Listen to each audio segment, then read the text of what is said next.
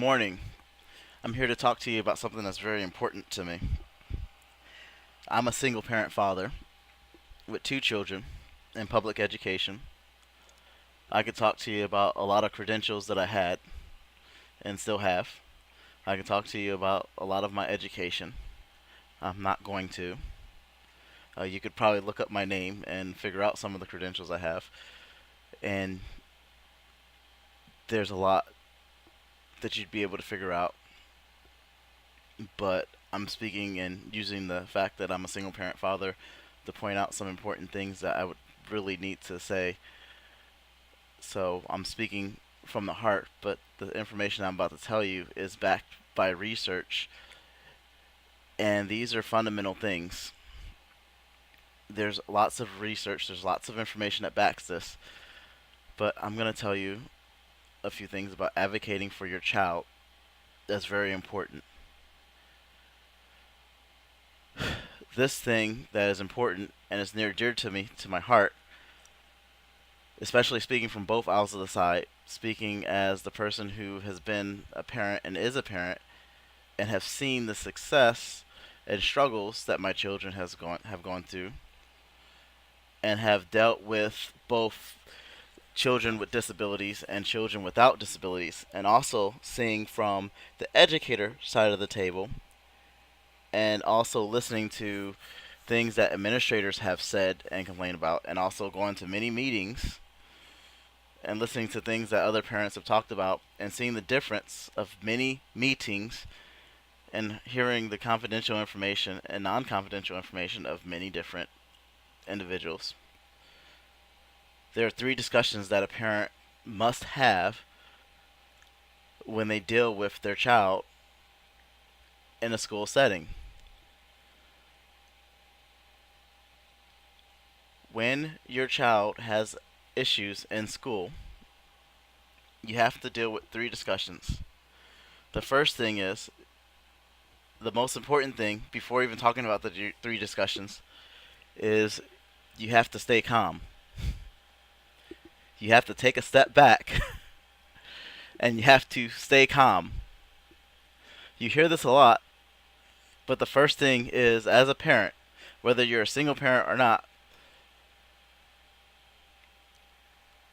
or two parents, the first thing is to stay calm. Even if it's something horrible, the first thing is to stay calm.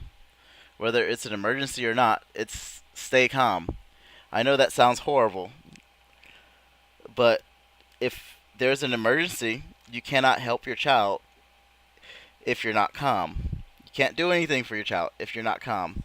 And if your child has a disability, or especially if your child has a disability, if you don't stay calm, you're not going to get anything solved. The second thing that you have to do is you have to talk to the adults and professionals. You have to talk with the adults and professionals to understand what's going on. Acquire all the facts and information of the situation. That's the first discussion. I know that is probably the hardest, because sometimes it's your child and that's near and dear to your heart, but you have to sit there and you smile because your child may be in the wrong, your child may be in the right. So you gather all the information. You gather all the information about the facts. You make sure you get in writing what your child did or did not do. If they have cameras, you try to find the information. What did you see on camera? You get all of your information from the adults and the professionals. If it's your teacher, if it's their teacher you're dealing with, you get the information from the teacher. As a parent, one thing that you could do that's easily done, keep an email communication with the teachers. Always keep in communication with your teachers for your child. If your child's on IEP especially, if they're on a behavior plan, always check their behavior charts. Because there's nothing worse then not checking the behavior charts, not knowing what's going on in the folders, not knowing what your child is bringing home for homework, and then all of a sudden you get a call. My favorite thing is when the principal calls me up and I already know what my child's issue is before the principal even talks to me. Because when you know what's going on before the principal even calls you up, you can have an intelligent discussion with the professionals. So, always gather all the facts from the professionals. So that requires multiple things. That requires talking to your teachers. If you have a busy lifestyle, that might require taking a day out of the week. You don't have to sit there and break your neck every single day killing yourself. Teachers have 25 to 30 students. If you're in high school, they have 130 students. They send a weekly report, sometimes a bi-weekly report. So, take one day out of your week to look at their folder. One day out of your week and look at their folder. You should be checking it daily, but if you're so busy that you can't take one day out of your week to look at your child's folder, you should be checking it daily, but if you can't take one day out of your week to check up and randomly check your child's folder, setting your child up for success daily as a daily routine would make your life a lot easier. But you can take one day out of your week to check your child's behavior reports. That's not that hard. Having that communication with the professionals when something stops and getting all the facts is hugely important. The next thing is talking to your child. But before you talk to your child, you want to have that supportive section to yourself with the supportive things and your self-thought. So the supportive and self-thought is going over how you're going to set up your daily routines. If you look at your child's school day, you're going to notice that your teacher for your child has a schedule in the class. So if you take time to go to the open house, or if you can't go to the open house, make time to visit your child's classroom. Go meet the teacher. Set an appointment. If you can't go to the open house, set an appointment to go to your child's classroom. Look at how the teacher has the classroom set up. Examine where everything is. So when your child's talking about the classroom, you know where your child sits. You know how your teacher for your child has the classroom set up. Look at the schedule. Look at the schedule. Look at the times. Learn your child's lunchtime. Learn what time your child is going for lunch. Learn the classroom procedures. Understand what's going on in the classroom.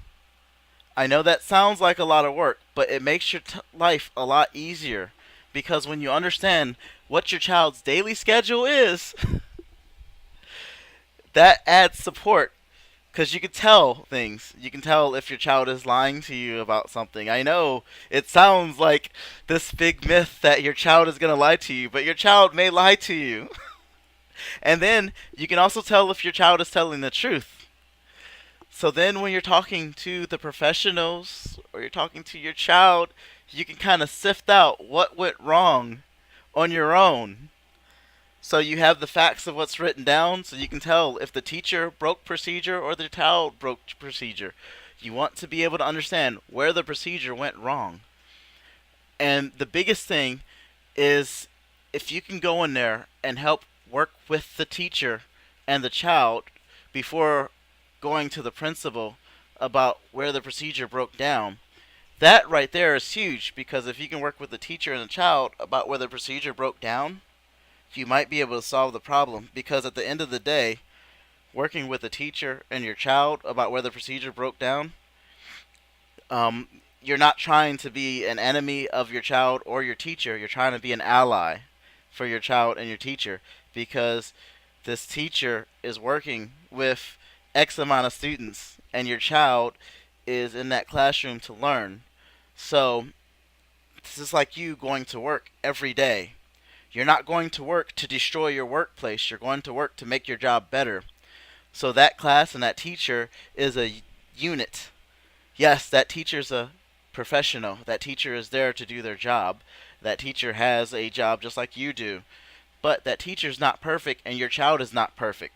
So you put two imperfect people in a situation and you don't know if that's a first year teacher or a 30-year veteran about to retire.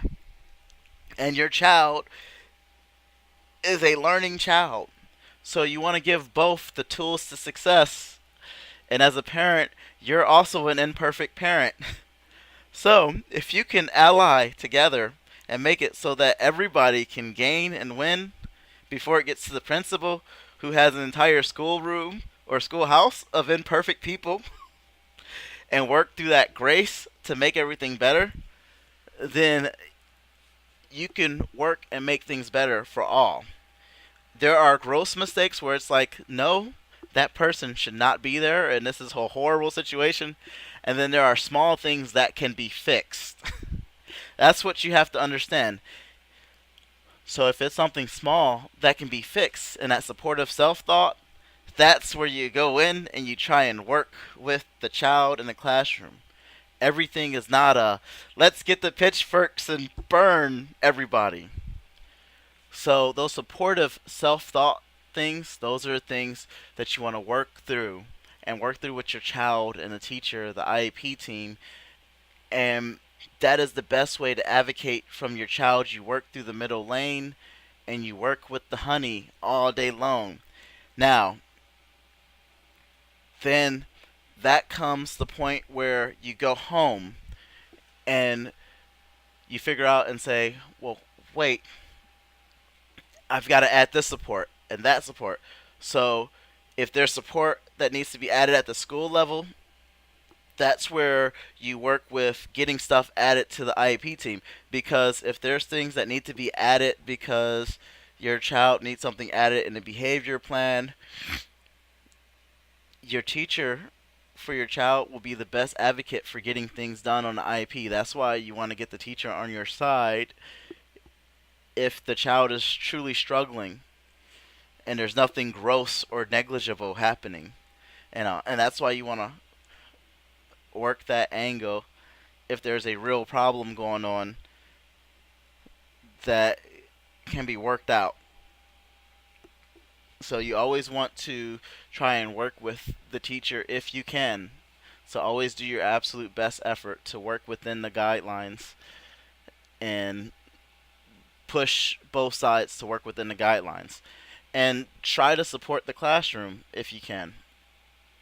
There, but like I said, there are gross things. Like if there are gross negligible things, then yes, by all means, there is the principal and there you raise questions if there are gross negligible things. But if they're not gross negligible things, and a lot of things are not gross negligible things, a lot of things are things that can be fixed with the classroom, the teacher, and the child, and a meeting and a discussion and a let's work this out.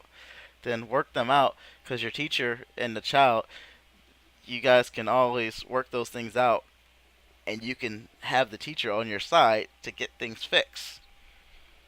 But if you start off with pitchforks, you're not going to get anything done. You get more things done with honey. More bees will come with honey than with vinegar. Finally, the next thing is your child. I know this is going to sound and go without saying, but you try and set up your home environment as best you can so that your child is straight. Your child is not going to want to have the discipline. They're not going to want to hear the words no. They're not going to want to have routines at home. They're not going to want to do chores. They're not going to want to do things. They're not going to want to lose electronics. But you should not get your child the newest cell phone at home. You should not give them everything they want. You should learn to say no to your child.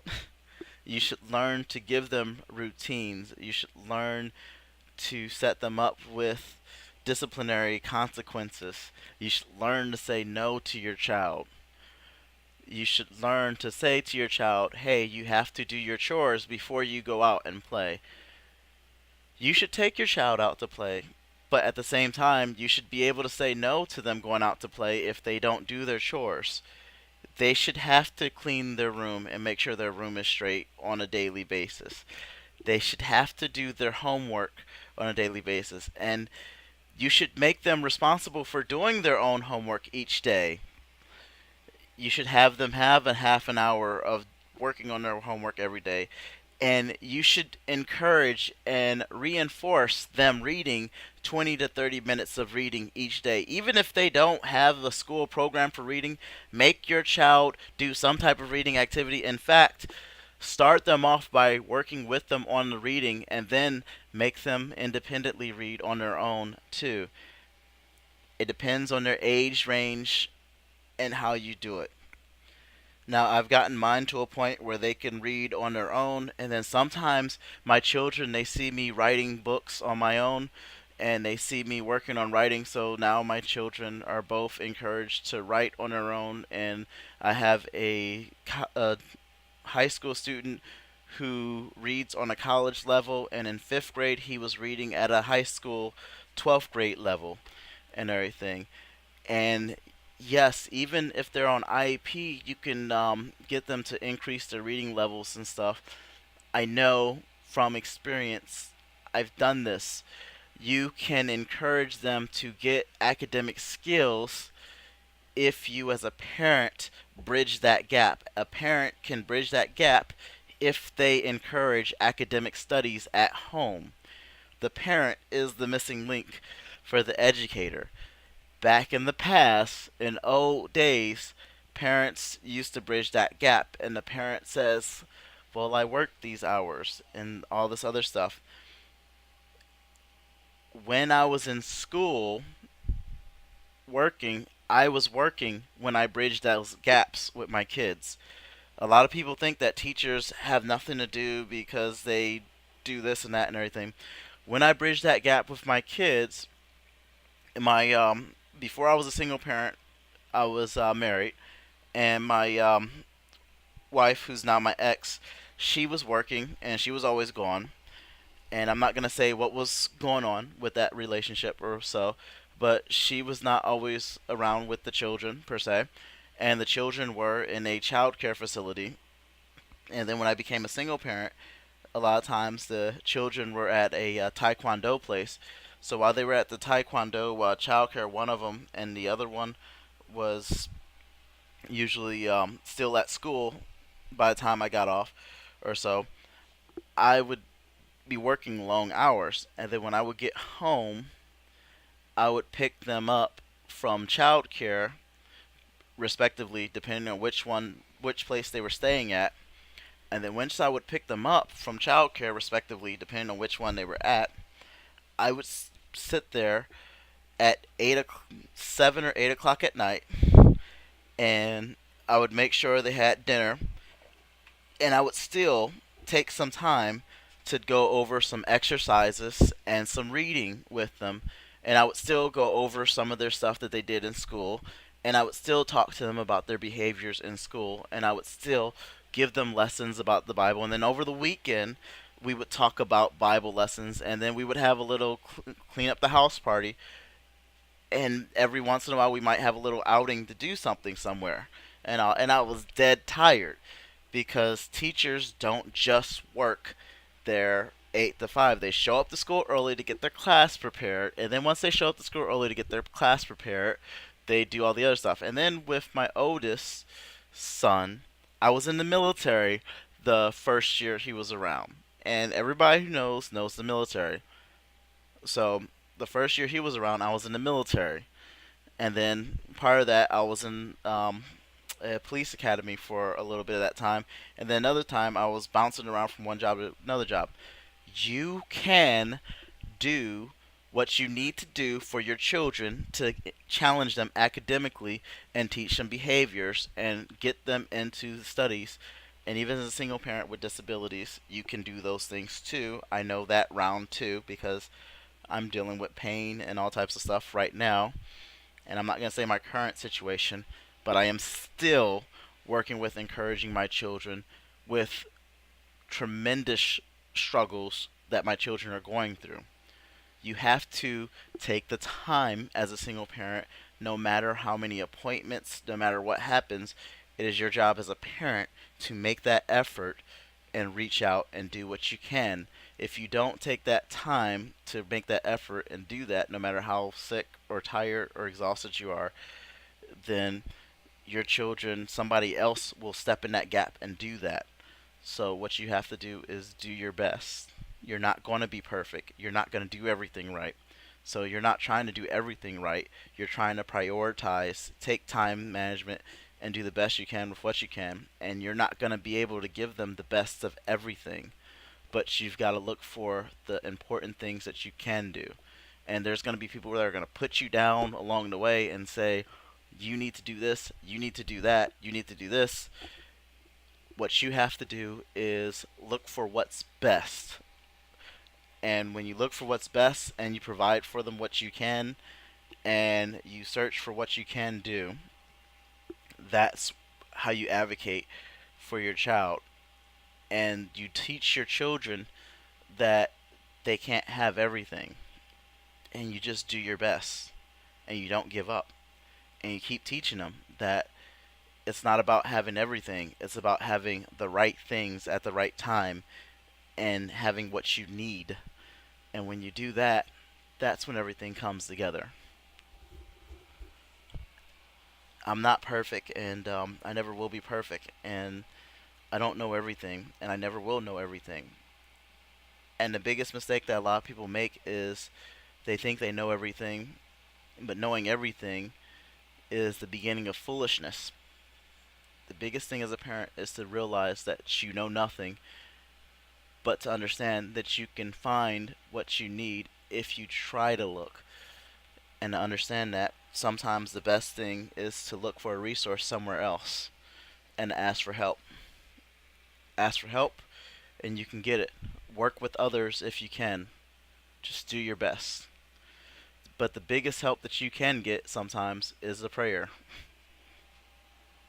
But that's it for today. Always remember, have those 3 discussions. First, talk with the adults and professionals. Second, have that supportive self-talk. And third, focus back on your child and build up your child. Be positive with your child. Give them consequences, but have them be logical consequences and everything. Don't always bear down on your child. Even when your child says, "Oh, you're being negative to me all the time," still don't buy into it. Don't buy into it. Tell them something positive. They say I'm ugly. Say, "When did I say you're ugly?" I don't have any ugly people in my family. Be smart. Be smart about what they say.